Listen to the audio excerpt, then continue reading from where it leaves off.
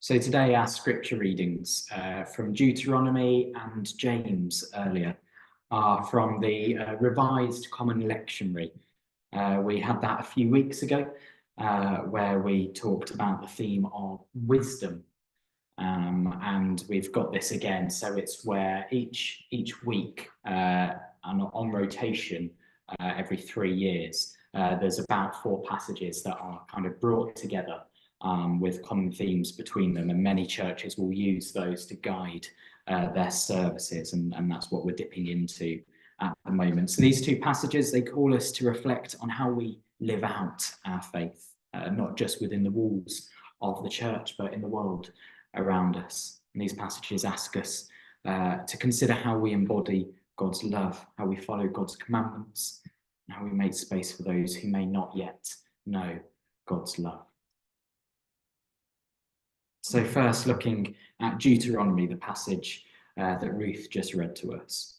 So in Deuteronomy, Moses stands at the edge of the promised land, speaking to a people who have journeyed through the wilderness, who have struggled, and who are now on the verge of entering into the fullness of God's promises. But before they step into that new reality, Moses gives them a powerful reminder: keep God's commandments. Don't add to them or take away from them. So this isn't just about following rules for the sake of it. Moses is reminding them that their faithfulness will be a testimony to others.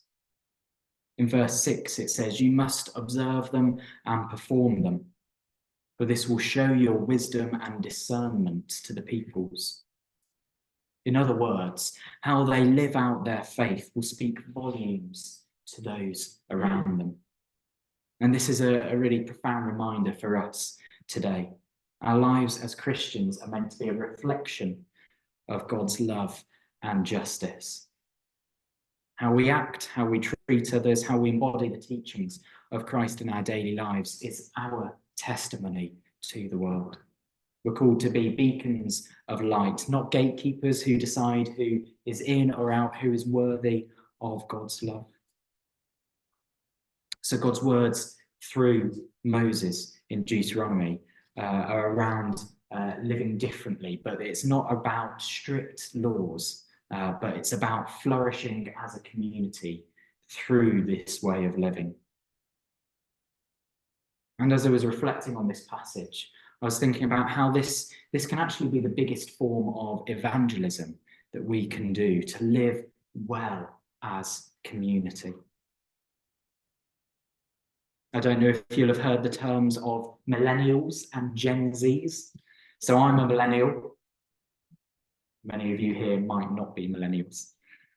So millennials are traditionally seen as those born, I think, between about 1980 and 1995, something like that. And then after 1995, does anyone know what's after 1995? What the next generation is? Gen Z, yes, that's right. Gen Z. So then it's Gen Zs from about 95 to about 2010. So those born in that era, and then Gen Alpha are the ones after that. So Barney, what year were you born? You're Alpha. What about you, Thomas? What year were you born? 2010. Oh, so you're borderline. I'm not sure if you're Gen Z or you're Gen Alpha. You're basically a bit of both. It's kind of, it might seem quite arbitrary, but these generations are kind of based around things that have taken place in the world in that era. So millennials are kind of defined by the internet era, and Gen Zs are defined by growing up during COVID and things like that. But essentially, millennials are those about 40 and under. And millennials and Gen Zs, it's a known fact that so many millennials and Gen Zs are turning away from church in their droves. Many of people of this age, they think of the church as irrelevant, sexist, homophobic, hypocritical. These are all words that I've heard from people my age and younger. Certainly not the perception of flourishing and living well as a church community. I think in many ways, church as a whole and many Christians have perhaps missed the point that it's not about rules, it's not about being pious. Later on in James, we have the words of being slow to anger and being doers of the word. And young people are looking for authenticity. They're looking for integrity. If we're not living out our faith, then we're not living with integrity. And God calls us, like the Israelites, to be a beacon to others, a light that draws people in, not keeps people out. And to hold ourselves to a different and higher standard than the world around us, but not so that we can berate or shun or look down on people who aren't as righteous or self-righteous as we are. But to show them that following Christ brings us life in all its fullness, as Jesus says, through showing through showing others how to live in a way that expresses love and grace and peace and hope and all of the fruit of the Spirit and more. And that this can be the best form of evangelism, particularly to the younger generations, but for all people, really, to be living in such a way that people can't help but be drawn towards it. So now we look at the book of James and at the part of the chapter that Barney read to us earlier. The book of James is not an easy book. It's a tough one. We had a pop-up life group a few months ago on the book of James where we looked at all 5 chapters and we explored that together, and there's some tough words in it. And James reminds us that every good and perfect gift comes from above. That's what we had at the start of the passage. And this speaks to the boundless generosity of God, a generosity that knows no limits. God's gifts of love and grace and mercy are for everybody. There's no scarcity in God's economy.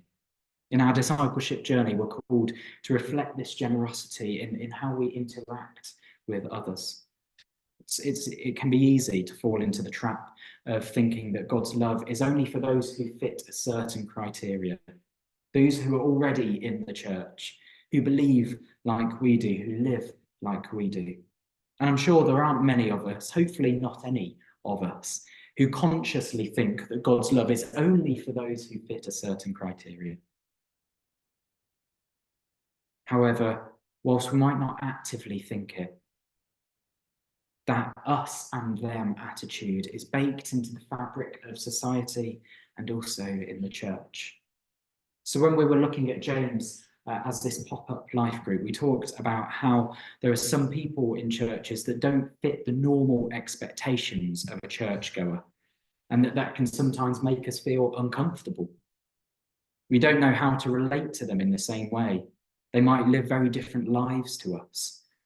They might not be as middle class as we are, or class as we are. They might not do or say the right things. They might not speak the same language.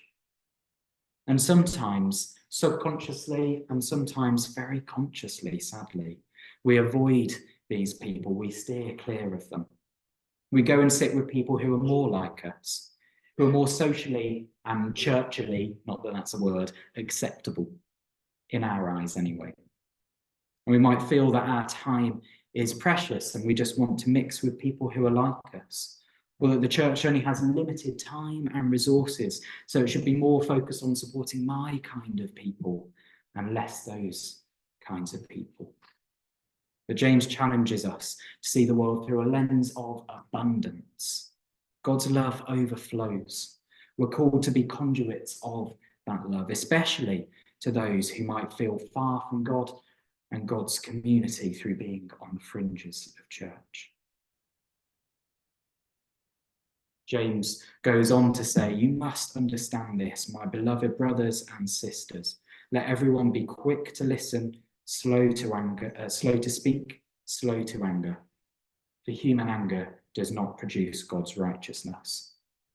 These are perhaps more well-known verses from James, and they seem quite simple, yet carry profound wisdom for how we live as followers of Christ in a complex world.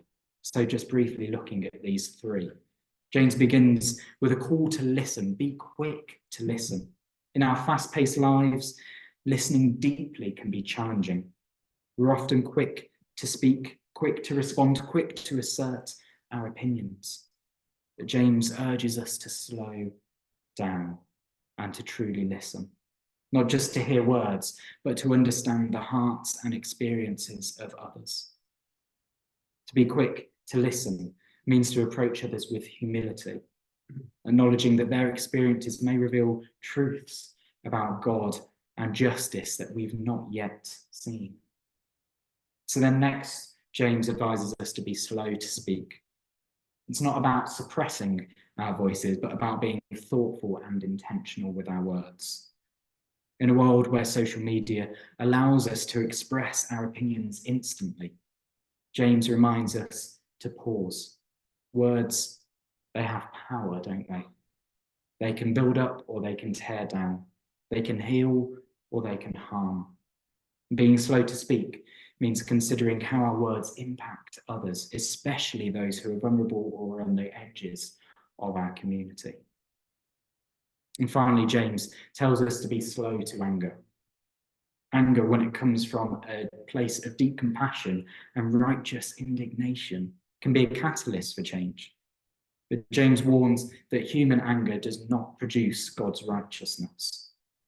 Anger that's unchecked, that seeks to dominate or destroy, leads us away from the justice that God desires. For James here, this is a call to channel our anger into constructive action. It's about transforming our frustration with the injustices of the world into making meaningful work for change. So instead of letting anger consume us, we're invited to let it fuel our commitment to creating more peaceful, a more just, more loving space that more fully reflects God's kingdom.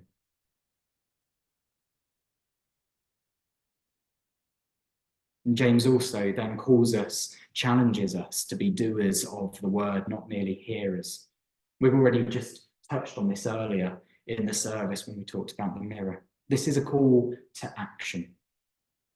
It's not enough to just come to church, to hear the word, and then go back to our everyday lives unchanged. Our faith must be active. It must be lived out in concrete ways. So what does this look like in practice?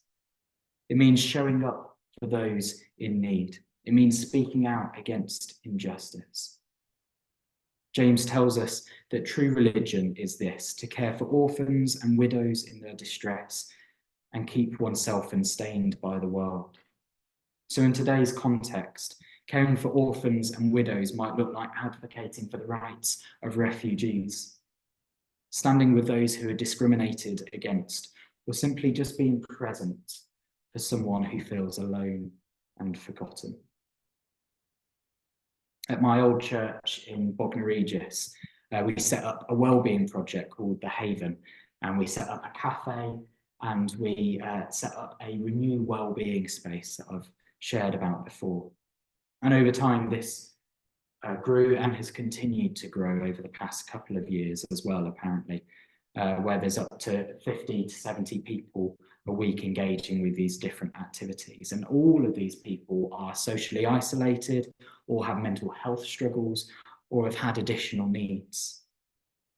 And there's lots of volunteers in the church who are helping out as well. And as these people started coming along to various parts of the project, at first, some church members were uncomfortable. They worried about the impact on the building, their safety, their routines. As they continued to serve, they did begin to see the faces of those they were helping, not just as strangers, but as beloved children of God.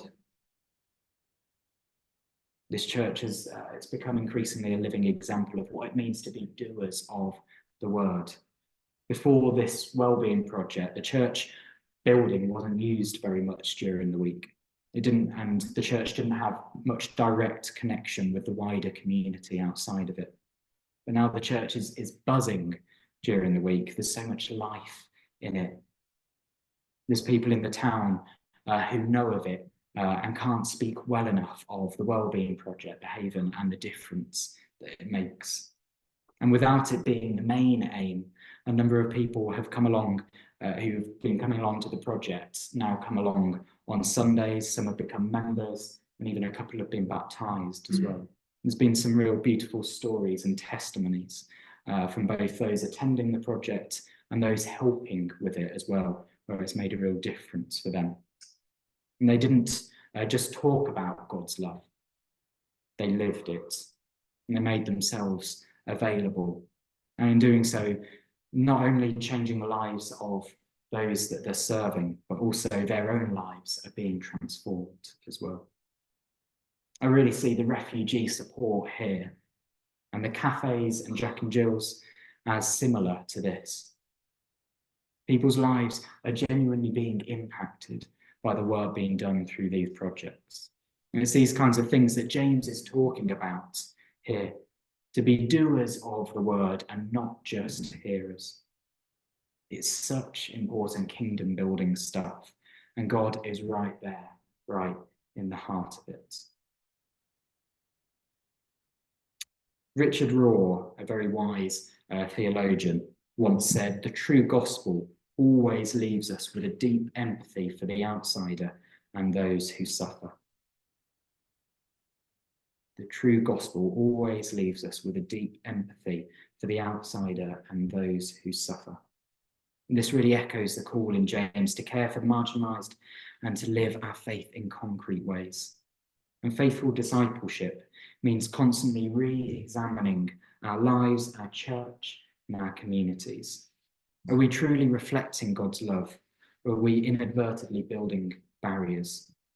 We talked about being barriers, or on the receiving end of barriers between others and Jesus a few weeks ago when we talked about the story of blind Bartimaeus. So how can we be more intentional about breaking down those barriers and building bridges instead? So just to wrap up this time with a few practical steps that we can take. Firstly, for us to examine our attitudes. Are the people we consciously or unconsciously exclude from our communities? It might be based on race, on class, gender, sexual orientation, or even theological differences, especially theological differences. Let's ask God to reveal those areas of exclusion and to help us to change. Practice radical hospitality. For us to be going out of our way to welcome those who might feel unwelcome in our church. We need to be aware of those people who might not have been attending for very long, who might not be really embedded in the church community. How can we be welcoming them more? This could be as simple as greeting someone new with warmth and kindness, or inviting someone into a deeper conversation about faith. And finally, to be doers of the word. Let's not just talk about love, justice, and mercy, but let's live it out. Whether it's volunteering in our church community or in our wider community, advocating for those who are marginalised, or simply showing kindness to a stranger, for us to be making sure our faith is active and alive. So as we bring this to a close before communion, let's remember that God's love is boundless, overflowing, and for everybody. We're called to be reflections of that love, to live out God's commandments in ways that draw others in and not push them away. May we be doers of the word, living out our faith with integrity, compassion, and humility. May our lives be a testament to the God who loves us all inside and outside of the church. Amen.